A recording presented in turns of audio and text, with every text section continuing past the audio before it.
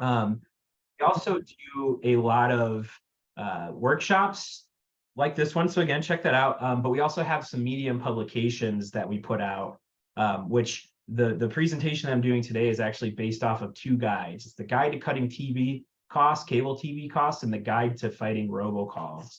I spoke with Mimi before, and I'm actually going to send out both guides to her, and some other resources that I'll mention during the presentation, and she'll be able to send this to you all after the fact. And I think we're recording the presentation as well. So if you missed something or you need to go back and just kind of like reference something that I said, you should have that all in one place on your email. And if for some reason you don't think we have your email, I think you can just drop it in the chat and we'll make sure this gets sent out to you.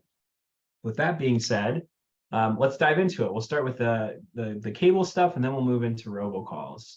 So before we get into kind of like what Cub thinks is the best way to cut down your cable bill, I think it's important to understand exactly what a cable bill looks like here in the United States and exactly what our options are here in Illinois. So the average cable package in the United States costs folks about $200. So most folks in this room probably have a bill that sits anywhere from like $100 to $250. It's a pretty wide range, but it's expensive to have cable right now. With those packages, you get about 200 channels or more, which, 200 channels is a lot of content. However, we find that folks on average are only watching 17 of those 200 channels. So in essence, you're paying $200 for 17 channels. A lot of times these cable companies make it very difficult to do like an a la carte package where you get to essentially pick exactly what you want. You're kind of forced into these packages where you just get what they have. You try to see what has, the majority of the content you want to watch and you go with that. And half the time it's very expensive to do that. So a lot of folks here in the United States, here in Illinois, are paying quite a bit of money for cable. There are a couple different ways that you can watch TV. And again, Cub has like kind of a suite of options that we think are best for folks from like a cost perspective, but a lot of these different ways to watch TV have pros and cons. So to be thorough, I think it's important to go through these different options. The first one is over-the-air television, which is major networks delivered to your home through an antenna. And that's networks like ABC, CBS, NBC, Fox, WGN. And the antenna mentioned is like the one picture on the right. It's what you put on your house outside in order to get access to this television. The biggest pro is that it is free. So as long as you have that antenna, it doesn't cost anything to get those local channels. The biggest cons are that the choices are limited. So they are local channels and you only get a handful. And then the reception can be unreliable or poor. So if it's really rainy or windy out, that might impact the reception that you're getting from over-the-air television. The next one is traditional cable. And this is probably what most folks have, or they have some version of this. This is TV that's delivered to your home via fiber optic or coaxial cable, like the one pictured on the right. So that's like Comcast, WOW, RCN. Those are the major companies delivering this kind of television. Pros are that there are a lot of channels that are included with these packages. So, thinking back to that very first slide I showed with the $200 for 200 channels, that is traditional cable. That's kind of what makes up those figures. So you do get a lot of channel choices. However, it is very expensive to have traditional cable. It's anywhere from $60 to $150 or more. And then of course, it's not available everywhere. So our friends in more rural areas, perhaps even around Bloomington, might not get access to traditional cable. You might have to do something like satellite TV or telco TV. So telco TV is very, very similar, if not identical, to traditional cable in all ways except for one, and that's the way it's delivered to your home. So this is TV that's offered by traditional landline phone companies, and it's delivered to your home via copper phone line or fiber optic cable. So whatever infrastructure that telephone company has in your area, they can kind of like double use it to make sure that they're getting that TV service out to you, which is kind of interesting. I recently learned that when kind of creating this presentation. Kind of cool that they can do that. Those are companies like AT&T and Verizon. Pros and cons are the same as traditional cable. There are a lot of channels that are available via these packages. The cons is it is pretty expensive. It costs anywhere, again, from 60 to 150 or more. And it's not available everywhere. So again, our friends in more rural communities might not have access to telco TV. They do, however, have access to satellite television, which is this TV delivered to your home via satellite, like the one pictured on the left. This is networks like DirecTV, Dish Network. Those are the two big ones here in Illinois. The pros are that there are a ton of channels available, and the biggest one is that it's available again in rural areas. Cons are that it can be even more expensive than traditional cable or telco TV. So it costs anywhere from like $70 to $150. Reception can be poor as well. So if it's, again, really rainy or snowy out, super windy, whatever that might be, it could impact the reception for satellite TV. And then it also requires the satellite, right? So most folks, I guess I shouldn't say most folks, but some folks might not want to hook up a big satellite on the side of their home. So that could be considered a con. Lastly, we have streaming, which is the new kid on the block. And streaming is programming over the internet for a monthly subscription. The applications that offer this kind of service are Amazon Prime, HBO Max, Netflix, Hulu, Sling TV. There is a ton of them. And I actually have a list of a bunch. And in that guide that I mentioned, the guide to cutting cable TV costs, we have a list of all, I think there's like 25 of these services, which seems overwhelming, but we'll get to that. I think it's nice to have these kinds of options because these different apps, you subscribe to them and they each have different content that you can watch. So pros and cons of streaming is that it is a bit cheaper than cable in general because you can pay per app. So it's lower subscription costs. So it's about $5 to $20 per application that you subscribe to. And there are a ton of choices of movies, TV, documentaries.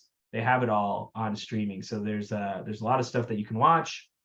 They have customized programming, which might be a little Orwellian, but it does kind of learn what you're watching. So for example, if you're really into home and gardening shows, right? It's going to learn that, and then it's going to spit out some other home and gardening shows. So that way you don't have to go, channel surfing to find the next thing to watch. It builds that in. So then you can see your recommendations and know, there's maybe a new show you can watch without having to kind of like dig for that, if that makes sense.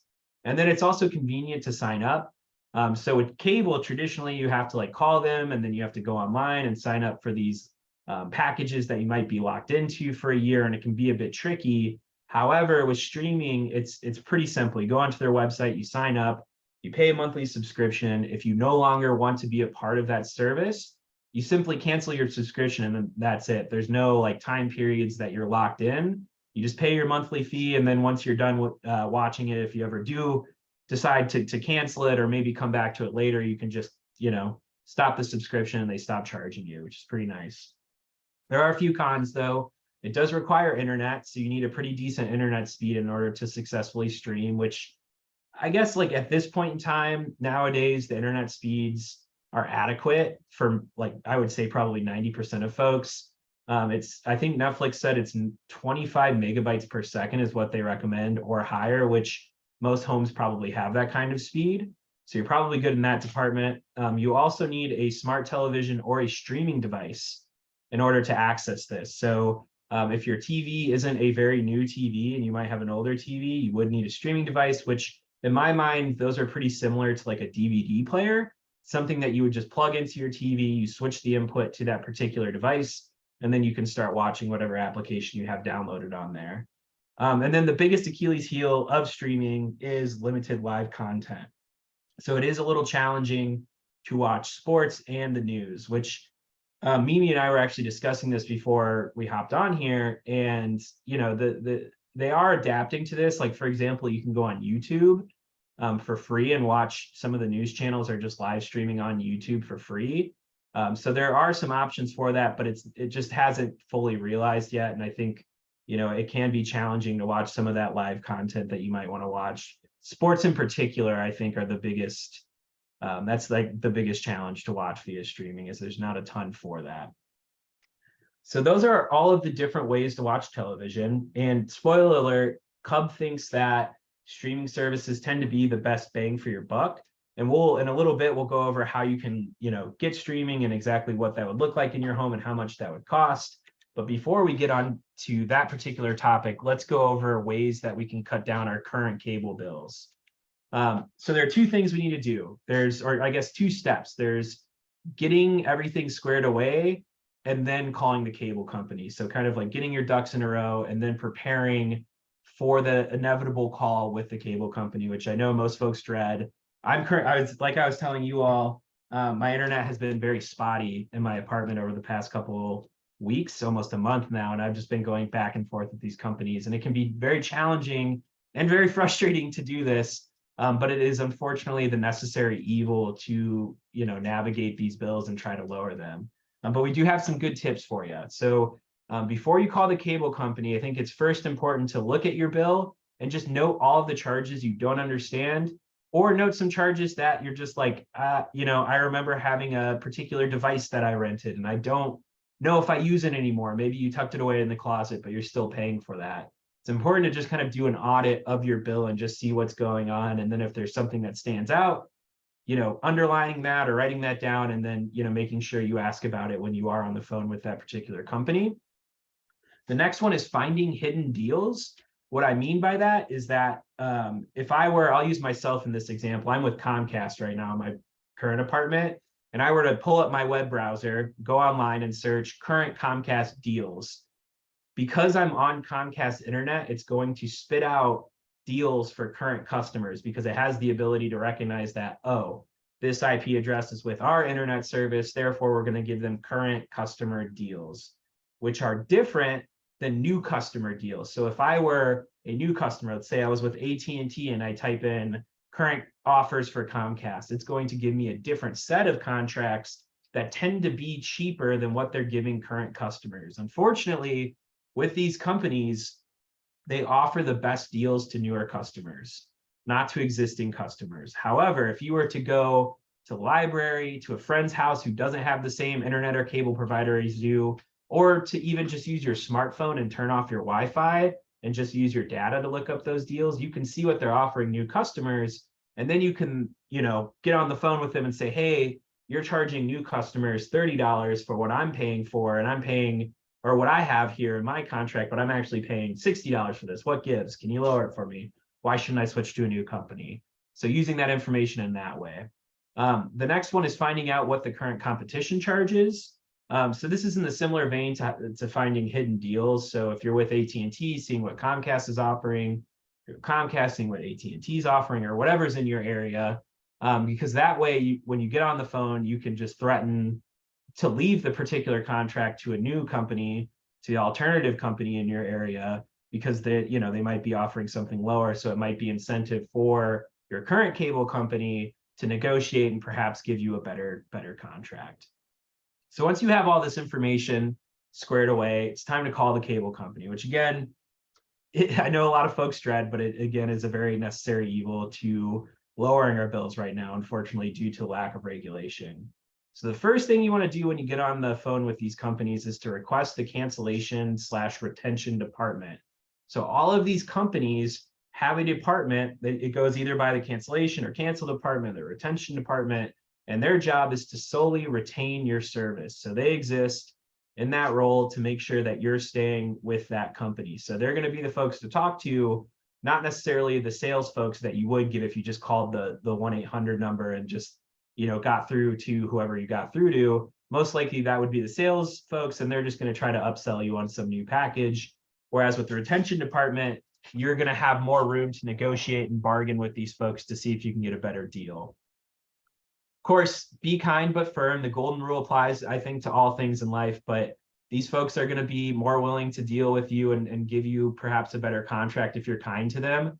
Again, I know it's hard when you're navigating these calls and these contracts, but I think it's important to remember to be nice, but also to be firm and not be afraid to ask for a better deal, because we're calling to make sure that we're lowering the bill. We don't want to just keep it the same, right? 'Cause sometimes when you sign these contracts, they're a year or 2 years long, and then they're like, okay, it's going to go up to $30. And then you call these people and then they're saying, oh, well, we'll just keep it the same. We want to call to make sure that we're lowering it and trying to get a better deal, not necessarily letting it go up just by a little bit or keeping the same. We want to make sure that we're negotiating it down and staying firm on that. We also want to make sure that we're not getting upsold on these contracts. So these companies will try to get you to lock into a better contract. They'll say, oh, I know it's getting more expensive, but what if you end up paying that cost increase, but we'll throw in HBO or whatever else with that. We're calling again to lower the bill, not to add additional services. So you want to be careful that you navigate around that.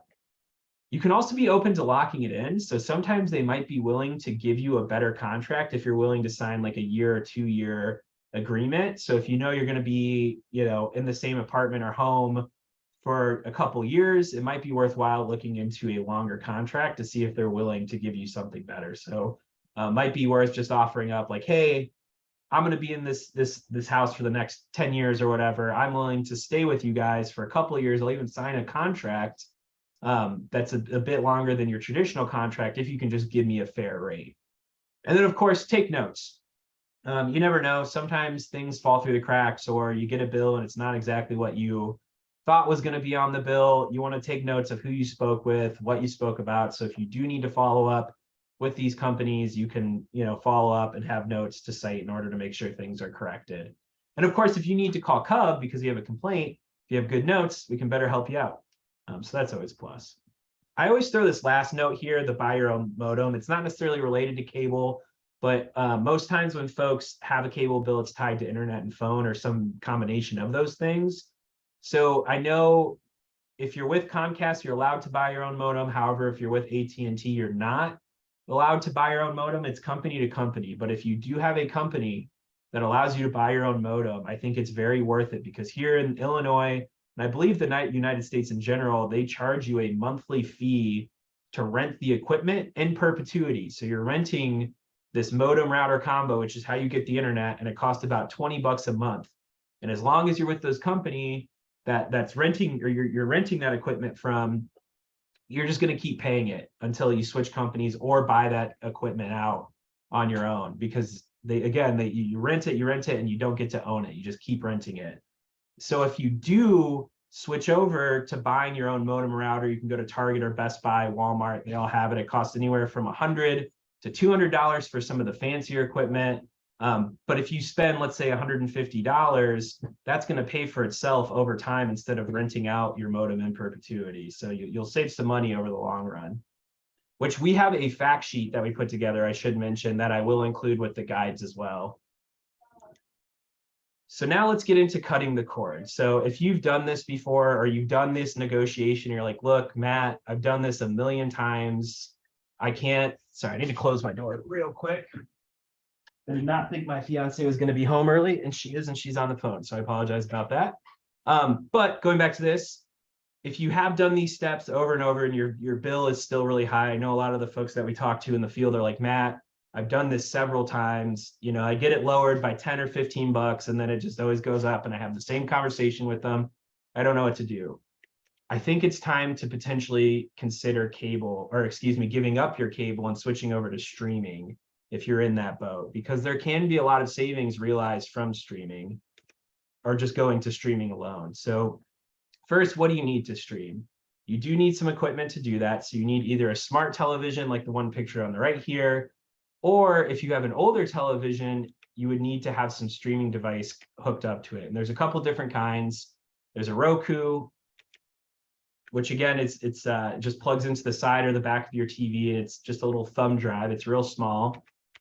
Apple TV, and it's another small little device. You have the Amazon Fire Stick, which is just a small little USB, plug into the back of your TV. And then I always like to plug this one because it is free. This is the Xfinity Flex. This is through Comcast.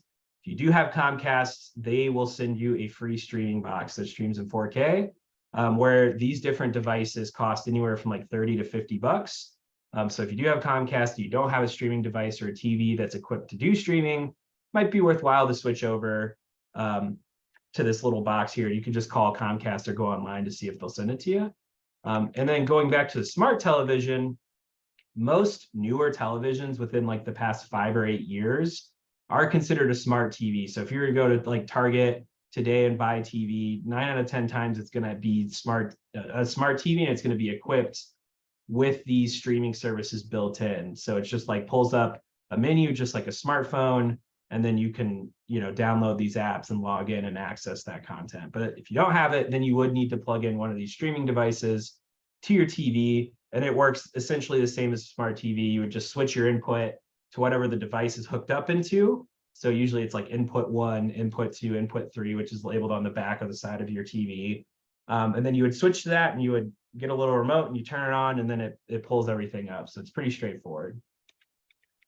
So there are a lot of different streaming services. I'm going to go over just a couple. It's a lot of text, so don't feel the need to read through this. I just kind of took this from our guides. I just copied and pasted it from our guides just to give folks a sense of what services are out there. And we categorize them into 3 different categories. So the first one is basic streaming services. These are kind of your non-negotiable streaming services, the ones that have the majority of content. These are the services that folks will, they'll subscribe to 1 or 2 of them in perpetuity. It's just kind of like the things that they use on a daily basis. So Netflix and Hulu are pretty big ones. And then Amazon Prime and Disney Plus have also moved their way into kind of being more of a, all around streaming service. They have a lot of content on there. So in a lot of ways, if you do switch over to streaming, you'll probably at the very least just want Netflix. And then some of these other streaming services might make sense for you too. So like we always implore people to go online and look what kind of shows and movies these different services might offer, because each one has some different content on there. The next category is specialized streaming services. And these are services that you could subscribe to and unsubscribe to when you're done with them. I think that's kind of the hallmark of streaming, is that you can, pay your subscription when you're watching the kind of content that you're getting there. And then when you're done watching it, you can stop your subscription and then perhaps continue it when the television show you've been watching comes back. So for example, HBO Max falls into this category. My fiance and I are really big fans of Game of Thrones. And there was just a new spinoff that happened a couple months ago. And we subscribed to HBO Max to watch the spinoff. And then once it finished, we ended our subscription. And then of course, we'll probably resubscribe when it comes back out. Or, maybe there's another show that pops up on HBO Max that we're interested in watching, and we'll resubscribe and watch that. That's kind of how these services work, is you see what they've got on them, and then you watch whatever you want to watch. And then when you're done, instead of just like kind of paying passively, you cancel the subscription until you're ready to come back. If you are ready to come back at all, of course. And then there's stuff like Acorn TV, which is a streaming service for international television shows. So if you want to watch some like international shows that you can't get through traditional cable, or something like Netflix or Hulu, this is a good way to do it too. And we again have all of this in the guides that we have. So if you want to kind of look at this in more detail, we will of course send this out to everybody so you can see what's going on there. Lastly, there's cable replacement streaming services, which these are pretty expensive. We include them to be thorough. I think it could be worth looking into. Things like Philo or Sling TV, which are down at the bottom there, are relatively inexpensive. It's like $25 a month for Philo and anywhere from $35 to $50 for Sling TV. And these are kind of, they're live TV supplements. So for example, with Philo, you can get 60 channels, and it operates really similar to traditional cable, where you get these channels and you can watch them as you go. But it does get a little expensive if you're doing a cable replacement streaming service, and then you subscribe to HBO Max and maybe Peacock, and then you also have Disney Plus, Hulu, Netflix, and Amazon Prime. When you're doing that, you're subscribing to a lot of these services. Over time, it really can add up. So you do want to be careful when you're navigating streaming to make sure that you're subscribing or signing up for the services that you're actually watching, and you're doing it in a way that's cost effective. You're doing it in a way that's actually saving you money and not being, the same cost as cable or more expensive than cable. Another way that you can supplement live TV is through a digital antenna. So a digital antenna, or an HD TV antenna, is basically the same thing as over-the-air television, like we discussed earlier.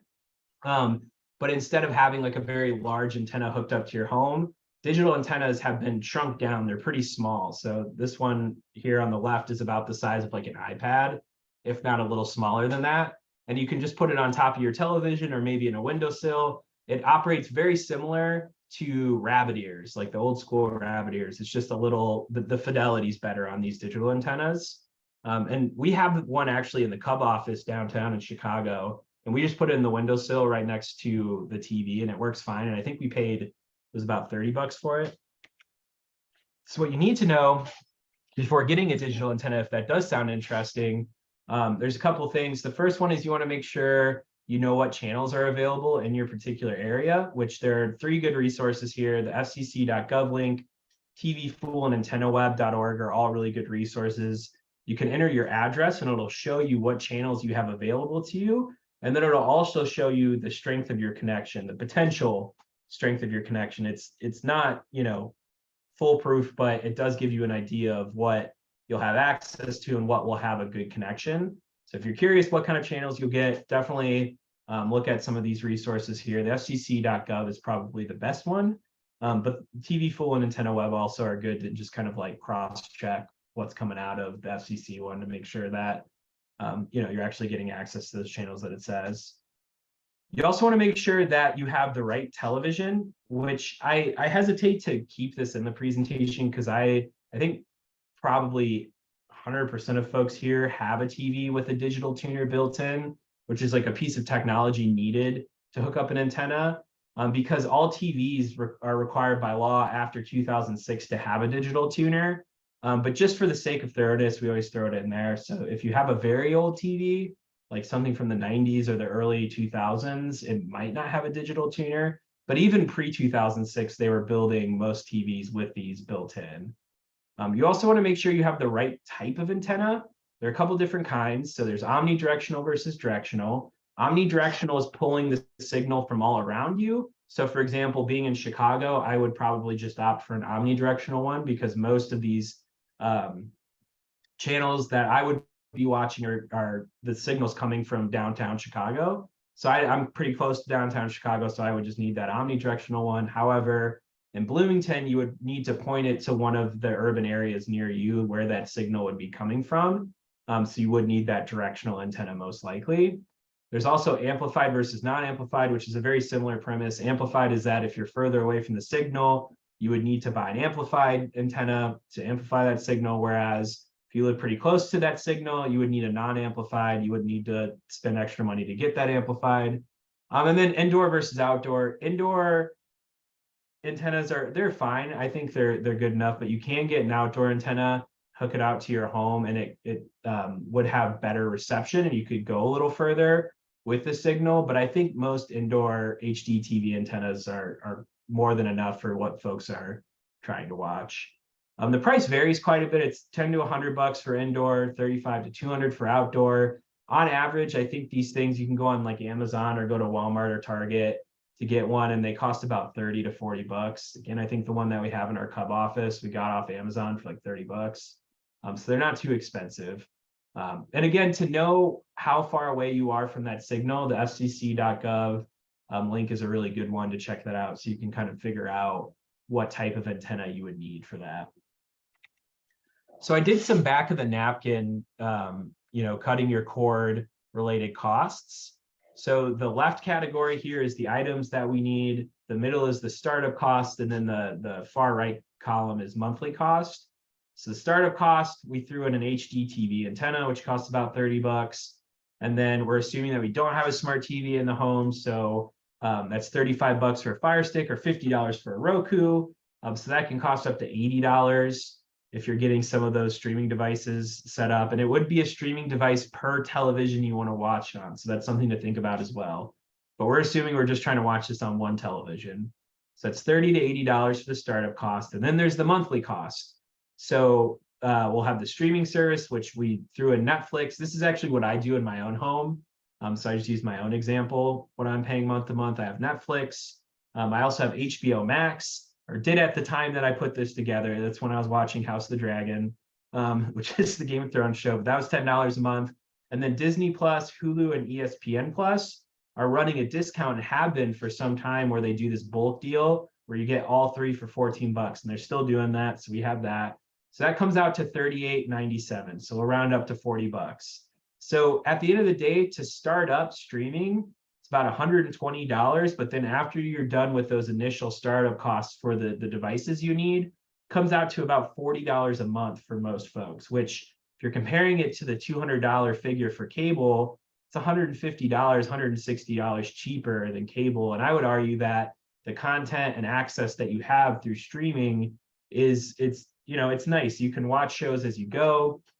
I don't think I mentioned this when I was going over streaming, but it is a la carte in the sense that if you start a television show and you can only watch it for 15 minutes, it's no problem. You can pause that television show. You can go cook dinner, leave the house, do whatever you need to do. You can come back later that day, later in a week, later in a month, and you can pick up right where you left off. And you can watch shows as they go because they upload shows typically by the season. So that way you can watch a couple episodes in one sitting and you're not just doing like, the once every Sunday or whatever.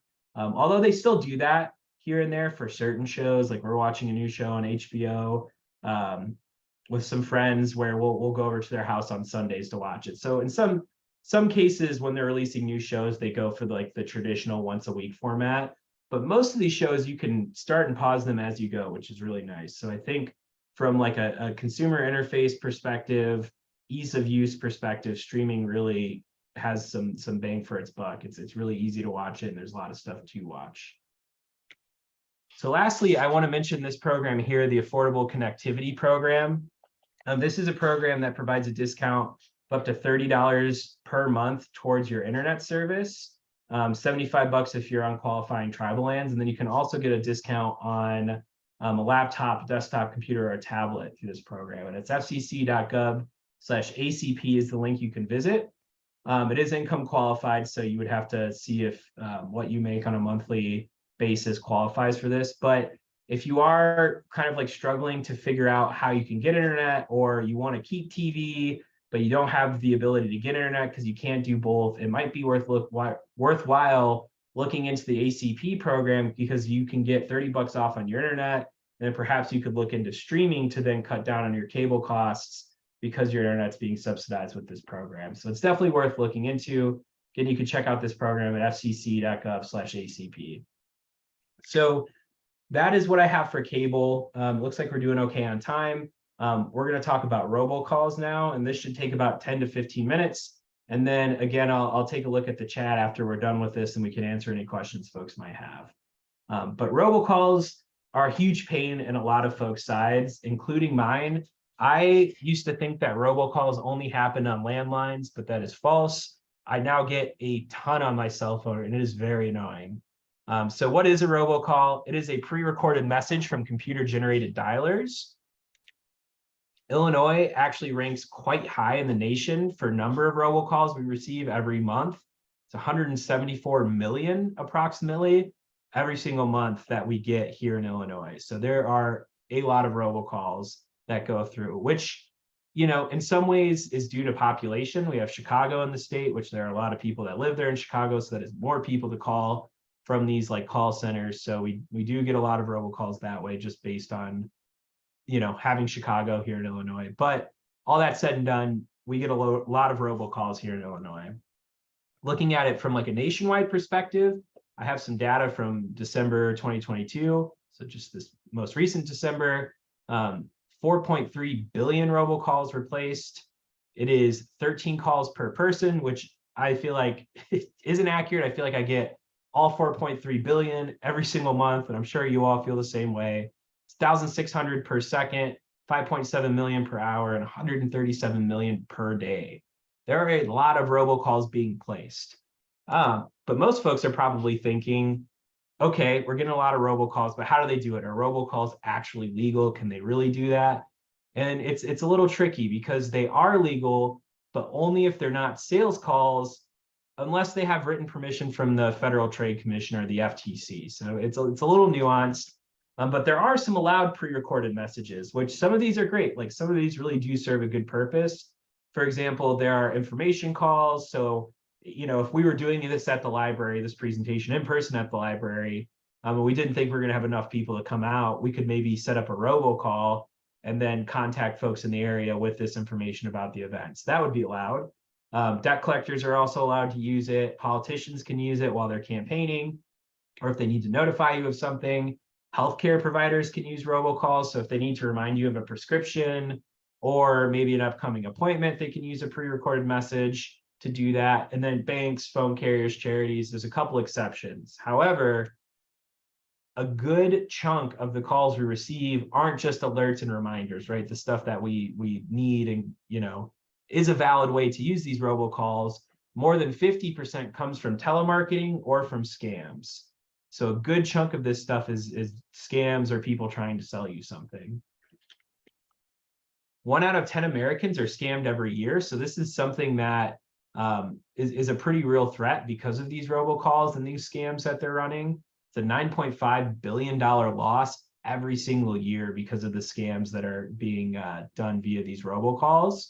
So in Illinois alone, 79,954 cases of fraud were reported in 2021, which resulted in an annual loss of $133 million. So it's a lot of money people are losing to these kinds of scams and this like telemarketing that's going on. So it's very important that we act cautiously when, thinking through, like, do I pick up this robocall? Is it somebody I know? Is it worthwhile? Should I let it go to voicemail? I think it's very important to tread carefully because people are actively getting scammed from this stuff. There was an act that was passed in 2019 called the TRACED Act, which is the Telephone Robocall Abuse Criminal Enforcement and Deterrence. That is a mouthful, but essentially what that did is it gave law enforcement more resources to go after scammers. So a big thing that I did is it extended the statute of limitations for law enforcement to go after these scammers or these call centers. So it's very hard to track them down because they are oftentimes like randomly generated numbers. So it's not tied to one particular phone. So it's hard for them to go after them. So by the time they figure out exactly who these folks are, it might be due to the statute of limitations, they can't go after them because it's been too long. But they've extended that to give them more time to figure this stuff out. It also increases the penalties if these folks get caught. And it did require phone companies to validate calls. So if you have a cell phone or a smartphone, most of the newer ones are filtering out these calls now due to the TRACED Act. So like my phone, when I get a scam call or a potential scam call, it'll like my screen flashes red and it says scam risk. Or I think it says spam risk, not scam. So that's due to the TRACED Act, which is kind of nice. So there are some common scams, which again are done through spoofing, which is when they randomly generate a number that uses your area code. So I grew up in Lake County, up north, northern Illinois, and my area code is 847. So sometimes I'll get calls from an 847 number that's not detected through my call filter, and I'll wonder like, oh, is that an old buddy? Is that maybe an old doctor or something, like somebody from my neighborhood? So I'm tempted to answer because, it's like oftentimes before spoofing, it used to just be that there were these really bizarre numbers from like New York, and I've never been to New York. So I'm like, why is somebody from New York calling me? It's probably a scam. But now it might look like it's coming from your particular neighborhood, which makes it pretty tricky to navigate. So there are a couple scams that we have noticed are happening more often. Of course, there's the IRS and Social Security scam, which at this point in time feels like it's old as time itself. Like this is something that's been going on for a long time. There are say yes scams, which these are when if you pick up the phone and the other person on the phone, it'll kind of say, hello, are you there? Is anybody there? Can you hear me?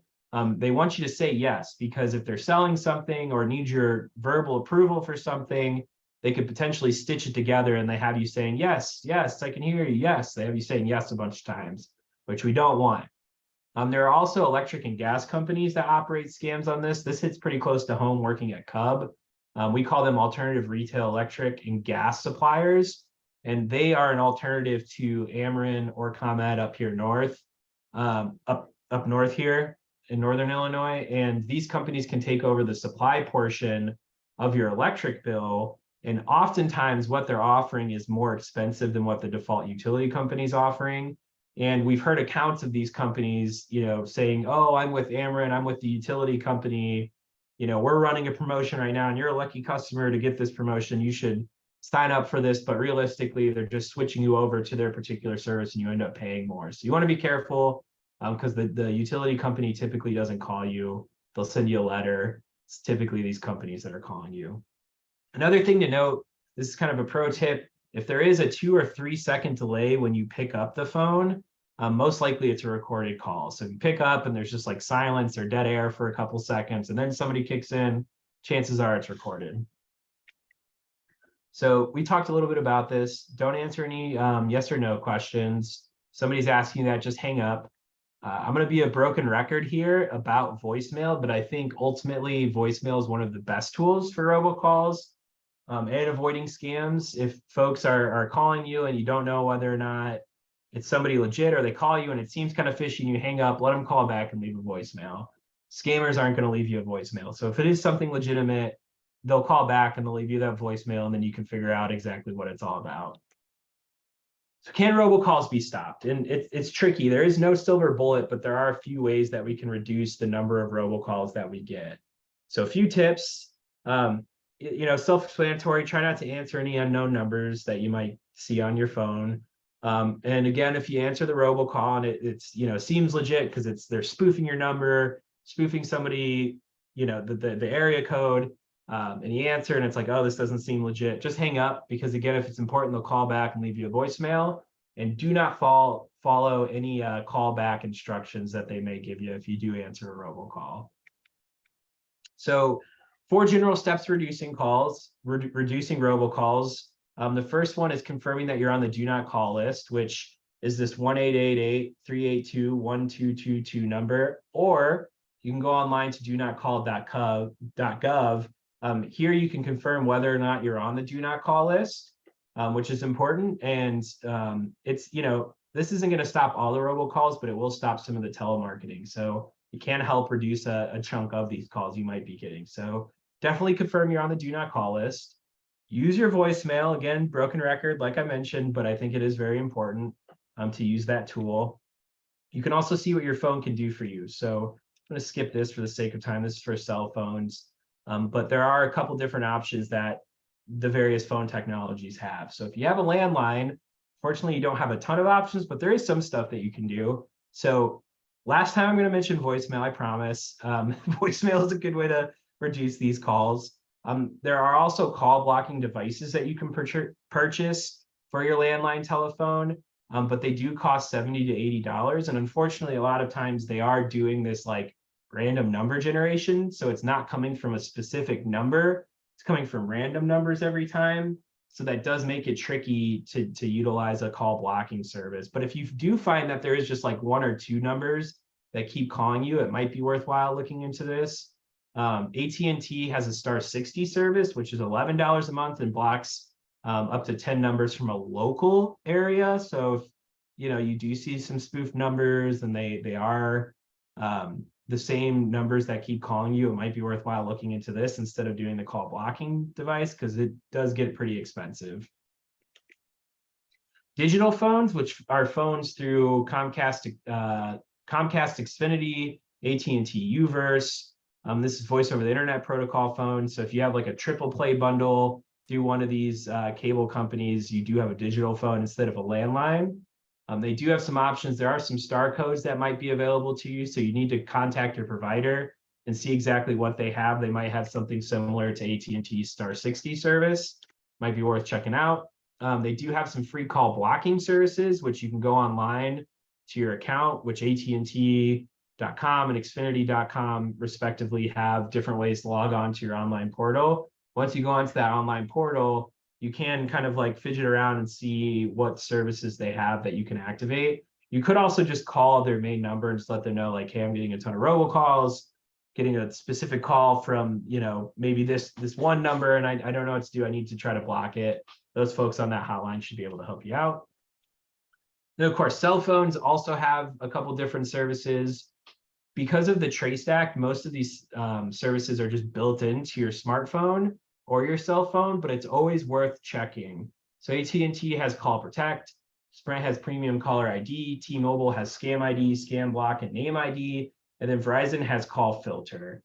So there are a couple different brands, but they all do the same thing. They like filter these calls, and when you do get it, it'll flag it or identify it as like a spam risk or a scam call. So that way you don't have to decide whether or not you need to answer. It kind of does the work for you. So if you're not getting that on your cell phone already, it's worthwhile looking into the settings or the apps that are built into the phone to see if you can get access to these. And again, all of this information I'm talking about today is directly housed in those guides. So I'll be sure to send those out as well so you can reference some of these services in our guide. And then lastly, you can check what third-party services are available. So if you have a smartphone, there are some different apps you can utilize. These are a couple of the good ones: HiCaller, NomoRobo, RoboKiller, Truecaller, Umail. Umail is actually where I get all of the data for the robocalls from, so they're a pretty good one.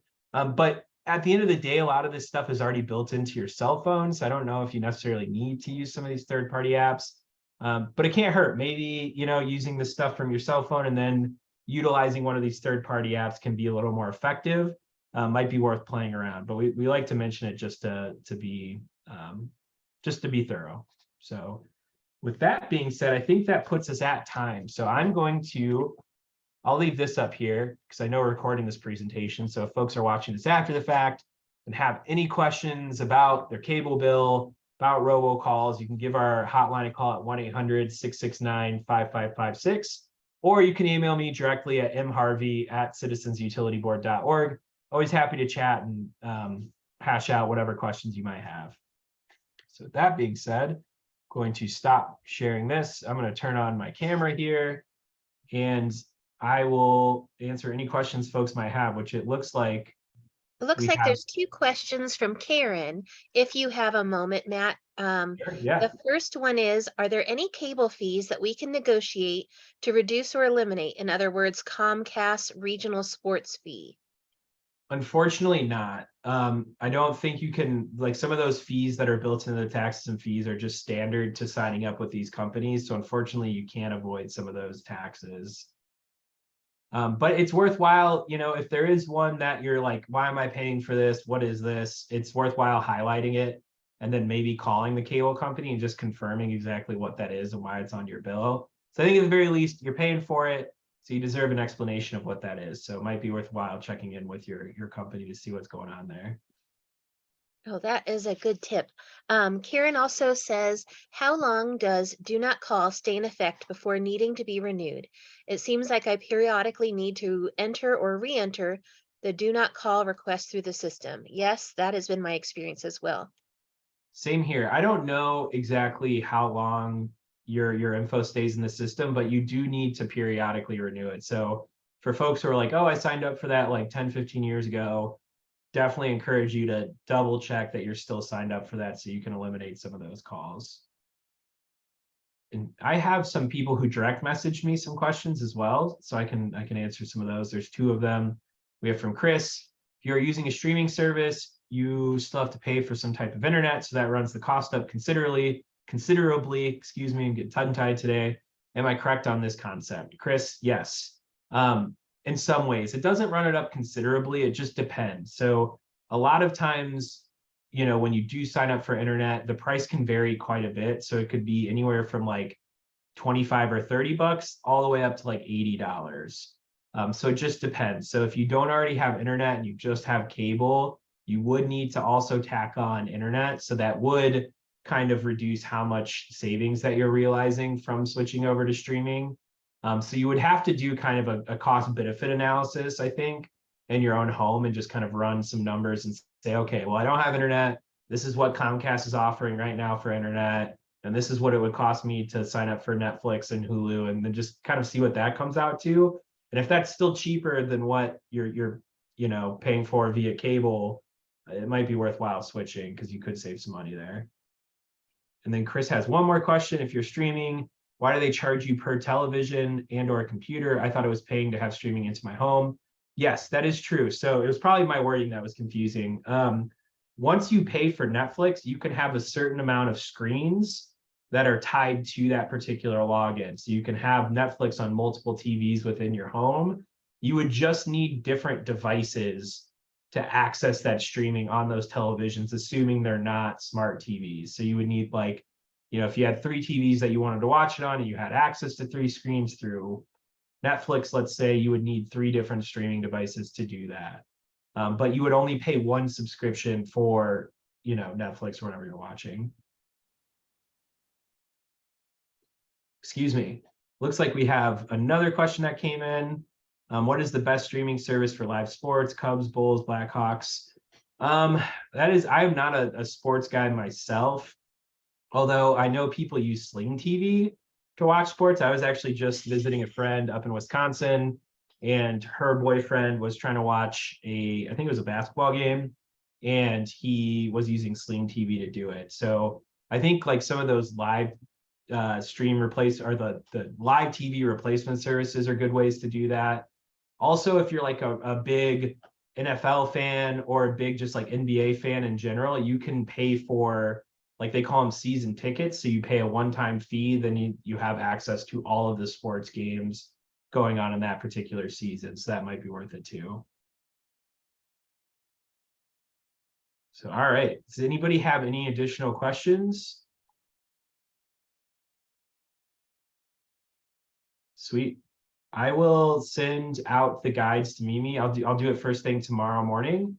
And then if folks have any additional questions, I'll also leave my contact information. I'm always happy to chat offline. Thank you so much for joining us tonight, Matt. It's been really a pleasure. And I know that everyone's going to learn a lot, both from the handouts, and then they can watch the recording again if there's anything they missed.